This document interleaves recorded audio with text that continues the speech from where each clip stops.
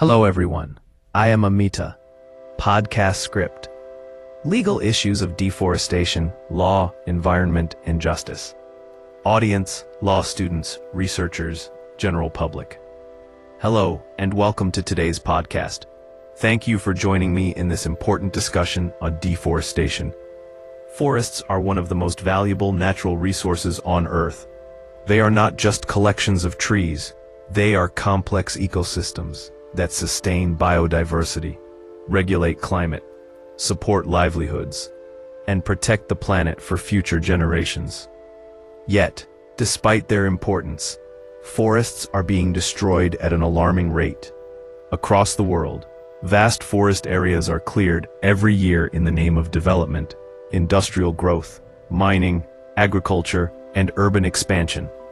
What makes this issue even more serious is that deforestation does not occur in a legal vacuum. Almost every country today has laws meant to protect forests, regulate their use, and ensure sustainable development. This raises a critical question. If laws exist, why does deforestation continue? In this podcast, we will examine deforestation from a legal perspective. We will discuss what deforestation means, why it is legally significant, the international and national legal frameworks governing forest protection, constitutional provisions, landmark judicial decisions, enforcement challenges, and the balance between development and environmental protection. This is not just an environmental discussion. It is a discussion about law, justice, governance, and the future of humanity. Part 1. Understanding deforestation. Deforestation refers to the permanent or large-scale removal of forest cover, resulting in the conversion of forest land into non-forest use. This includes clearing forests for agriculture, mining, industrial projects, dams, highways, housing, and commercial plantations. Forests perform several essential functions. They act as carbon sinks, absorbing greenhouse gases. They regulate rainfall and climate patterns. They prevent soil erosion and floods. They provide habitat for wildlife. They support indigenous and forest-dependent communities.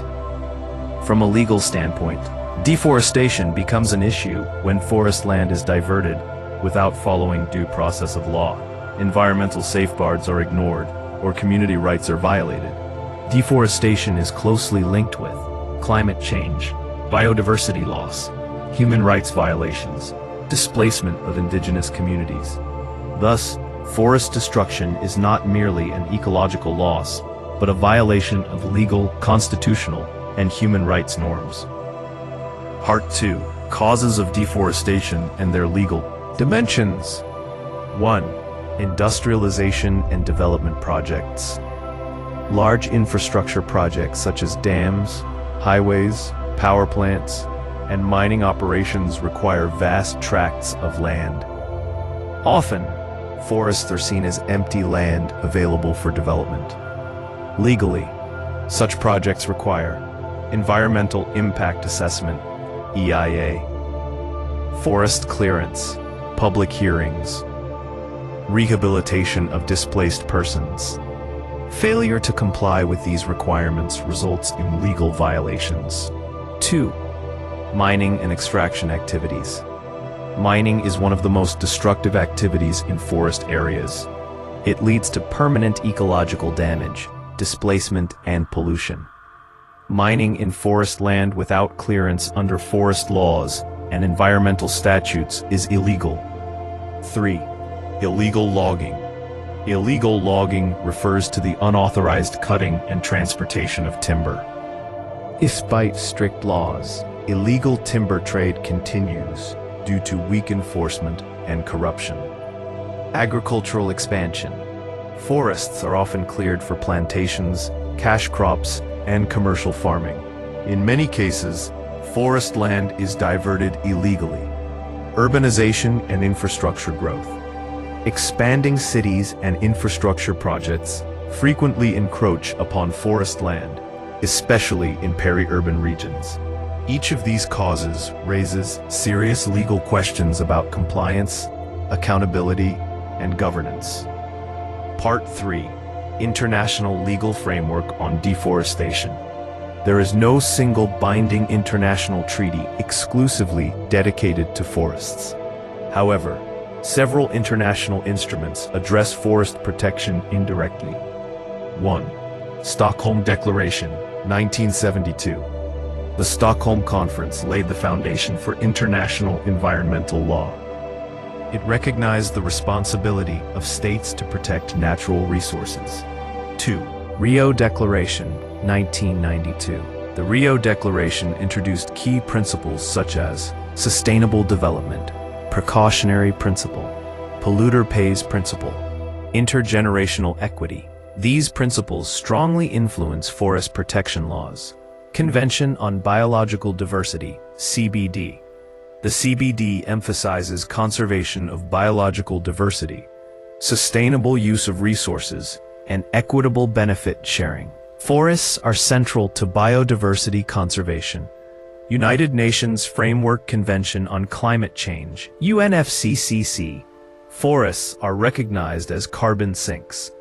Deforestation contributes significantly to global greenhouse gas emissions. REDD+ mechanism. REDD+ encourages developing countries to reduce emissions from deforestation and forest degradation by providing financial incentives. Although international law lacks strict enforcement mechanisms, these instruments guide national forest policies and judicial interpretations. Part 4. Constitutional Framework for Forest Protection in India. India's constitution provides strong environmental safeguards. Article 21. Right to life. The Supreme Court has interpreted the right to life to include the right to a clean and healthy environment. Forests are integral to environmental quality. Article 48A. This directive principle mandates the state to protect and improve the environment and safeguard forests and wildlife. Article 51A(g). This fundamental duty requires every citizen to protect and improve the natural environment, including forests. Concurrent list. Forests were transferred from the state list to the concurrent list by the 42nd Constitutional Amendment, allowing both union and states to legislate, ensuring stronger protection. Part 5. Indian statutory laws relating to deforestation. 26 minutes to 40 minutes. 1. Indian Forest Act, 1927. This colonial-era legislation regulates forest produce, classifies forests into reserved, protected, and village forests, penalizes illegal cutting, grazing, and encroachment. Though outdated, it remains a core forest law. 2. Forest Conservation Act, 1980. This is the most crucial law against deforestation. Key features: restricts diversion of forest land for non-forest purposes, requires prior approval of the central government, applies to both public and private projects.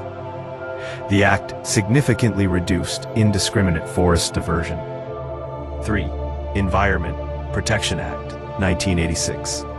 This umbrella legislation empowers the central government to frame environmental rules, conduct impact assessments, penalize environmental violations. Forest clearances are often linked with environmental approvals under this act. 4. Wildlife Protection Act, 1972. This act protects wildlife habitats, many of which are forest ecosystems. Deforestation in protected areas is strictly regulated. 5. Forest Rights Act, 2006. The Forest Rights Act recognizes the rights of tribal and forest-dwelling communities. It aims to correct historical injustice and ensure community participation, protection of livelihoods, balance between conservation and social justice. Forest diversion without recognizing these rights violates the Act. Part 6. Judicial Response to Deforestation. The Indian judiciary has played a transformative role. T.N. Godavarman Thirumul Pod versus Union of India. This landmark case expanded the definition of forest, imposed a ban on non-forest activities without approval, Established continuous judicial monitoring. MC Mehta versus Union of India. The court applied precautionary principle, polluter pays principle. It emphasized that environmental protection is part of the right to life. Samatha v. State of Andhra Pradesh. The Supreme Court restricted mining in tribal forest areas, protecting tribal rights and forest ecosystems. These judgments highlight that economic development cannot override environmental protection. Part 7. Environmental principles governing deforestation. Sustainable development must meet present needs without compromising future generations. Precautionary principle. Lack of scientific certainty is not a reason to postpone environmental protection. Polluter pays principle. Those responsible for environmental damage must bear the cost. Public trust doctrine. The state holds natural resources in trust for the public. Intergenerational equity. Forests must be preserved for future generations.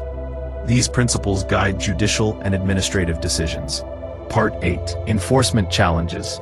Despite strong laws, deforestation continues due to weak enforcement machinery, corruption, political pressure, inadequate monitoring, poor implementation of rehabilitation measures. Compensatory afforestation often fails to replace natural forests. Part 9.